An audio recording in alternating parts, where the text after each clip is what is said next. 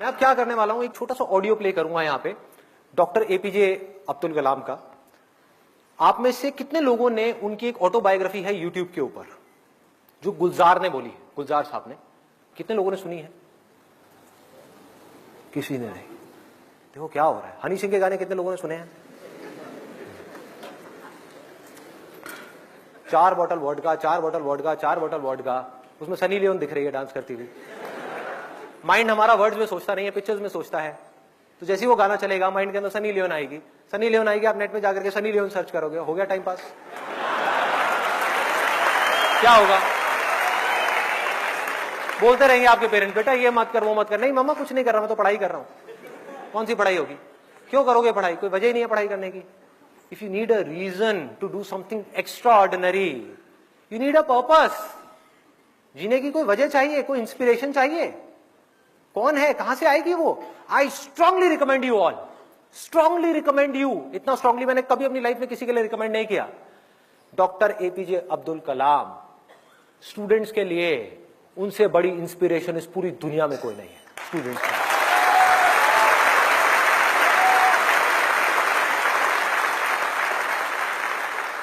Play कर दो एक बार, ऑडियो प्ले कर दो।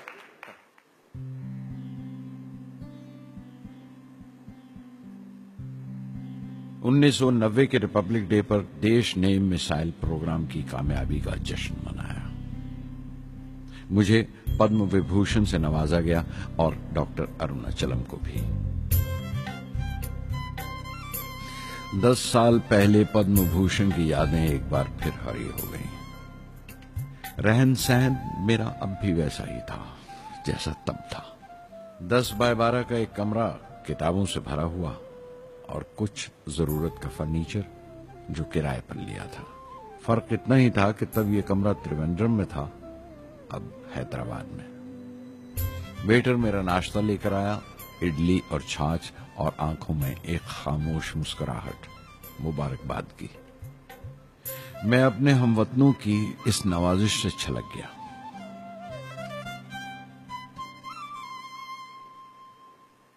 मैं जानता हूं कि बहुत से साइंसदान और इंजीनियर मौका मिलते ही वतन छोड़ जाते हैं, दूसरे मुल्कों में चले जाते हैं ज्यादा रुपया कमाने के लिए, ज्यादा आमदनी के लिए। लेकिन ये आदर, मोहब्बत और इज्जत क्या कमा सकते हैं जो उन्हें अपने वतन से मिलती है। 15 अक्टूबर 1991 में 60 साल का हो गया। मुझे अपनी रिटायरमेंट का इंतजार था। चाहता था कि गरीब बच्चों के लिए एक स्कूल खोलूं। ये वो दिन थे जब मैंने सोचा कि अपनी जिंदगी के तजुर्बे, मुशाहिदे और वो तमाम बातें कलमबंद करूं जो दूसरों के काम आ सके। एक तरह से अपनी स्वाने उम्री लिखूं, अपनी जीवनी। मेरे ख्याल में मेरे वतन के नौजवानों को एक साफ नजरिए और दिशा की जरूरत है। तभी ये इरादा किया कि मैं उन तमाम लोगों का जिक्र करूं जिनकी बदौलत मैं ये बन सका जो मैं हूं। मकसद ये नहीं था कि मैं कुछ बड़े बड़े लोगों के नाम लूं, बल्कि ये कि कोई शख्स कितना भी छोटा क्यों ना हो, उसे हौसला नहीं छोड़ना चाहिए। मसले, मुश्किलें जिंदगी का हिस्सा हैं और तकलीफें कामयाबी की सच्चाइयां हैं। जैसा कहा है किसी ने, खुदा ने यह वादा नहीं किया कि आसमान हमेशा नीला ही रहेगा, जिंदगी भर फूलों से भरी राहें मिलेंगी। खुदा ने यह वादा नहीं किया कि सूरज है तो बादल नहीं होंगे, खुशी है तो गम नहीं, सुकून है तो दर्द नहीं होगा। मुझे ऐसा कोई गुरूर नहीं कि मेरी जिंदगी सबके लिए एक मिसाल बनेगी, मगर यह हो सकता है कि कोई मायूस बच्चा किसी गुमनाम सी जगह पर जो समाज के किसी माजूर हिस्से से ताल्लुक रखता हो, ये पढ़े और उसे चैन मिले। ये पढ़े और उसकी उम्मीद रोशन हो जाए। हो सकता है ये कुछ बच्चों को नाउमीदी से बाहर ले आए और जिसे वो मजबूरी समझते हैं वो मजबूरी ना लगे। उन्हें यकीन रहे कि वो जहां भी हैं खुदा उनके साथ है। काश हर हिंदुस्तानी के दिल में जलती हुई लौ को पर लग जाए और उस लौ की परवाज से सारा आसमान रोशन हो जाए।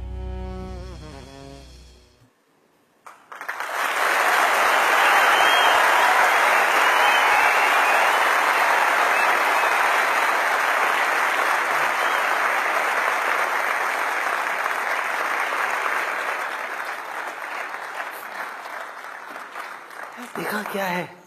हाँ,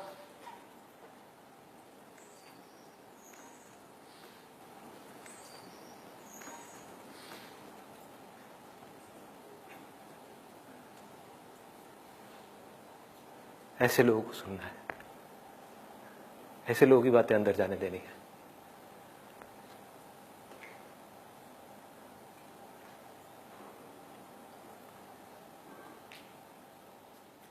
सोचो अगर आपकी भी सोच ऐसी हो जाए तो क्या होगा? सोचो।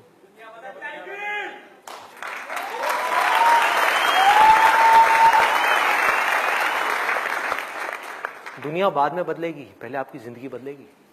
सबसे पहले दुनिया को आप तब तक नहीं बदल सकते जब तक खुद को नहीं बदलोगे। एक बार अंदर ये पनप गया ना, मुझे भी कुछ ऐसा करना है यार, कुछ तो करना है, हौसला बनना है दुनिया के लिए। चाहे कुछ लोग ही मेरे को देख करके इंस्पायर हो,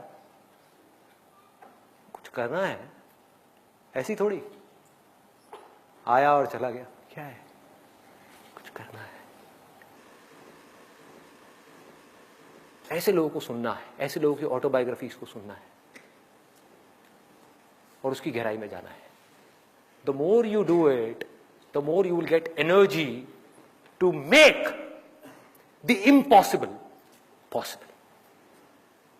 वर्ड है ना ये डिक्शनरी में, आप सबके है ना? ये नहीं हो सकता, इम्पॉसिबल है। अरे मैं ये नहीं कर सकता, मैं वो नहीं कर सकती, मैं क्या नहीं कर सकते आप? क्या फर्क है उनमें, डॉक्टर कलाम में, मुझ में, या ऐसे और पता नहीं कितने आए और कितने गए और कितने और आने वाले हैं? क्या फर्क है? एक झूठ है जो जाकर के आपके दिमाग में किसी ने घुसा दिया है कि फर्क है, फर्क है, फर्क है, उनके अंदर कुछ स्पेशल है, उनके अंदर कुछ स्पेशल है।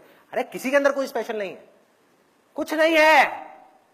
जिसका डिजायर जितना बड़ा है उसकी सक्सेस उतनी ही बड़ी है।